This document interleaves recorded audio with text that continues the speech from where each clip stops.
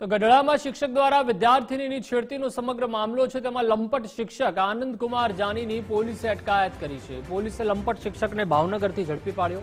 શિક્ષકે વિદ્યાર્થીનીને શારીરિક અડપલા કર્યા હતા। વાલીઓએ ઢસા પોલીસ સ્ટેશનમાં ફરિયાદ નોંધાવી છે। વિદ્યાર્થીનીની છેડતીની ઘટનાનો વિડીયો સામે આવ્યો હતો। આરોપી શિક્ષક વિરુદ્ધ પોલીસે કાયદેસરની કાર્યવાહી હાથ ધરી છે। બોટાદ જિલ્લાના ઢસા પોલીસ સ્ટેશનની હદમાં ઢસા પ્રાથમિક શાળા ખાતે એક સગીર દીકરી સાથે શિક્ષક દ્વારા અડપલા કર્યા અંગેનો બનાવ પોલીસ સ્ટેશન ખાતે નોંધાયેલો છે, જેમાં સગીરના વાલીએ શિક્ષક છે આનંદકુમાર દિનકરભાઈ જાની એના વિરુદ્ધ ફરિયાદ આપી છે, જેમાં પોલીસ દ્વારા આઈપીસી બીએનએસ કલમ 75(2) અને પોક્સો એક્ટની કલમ 7, 8, 11, 6 અને 12 મુજબ ગુનો રજીસ્ટર્ડ કરવામાં આવ્યો છે।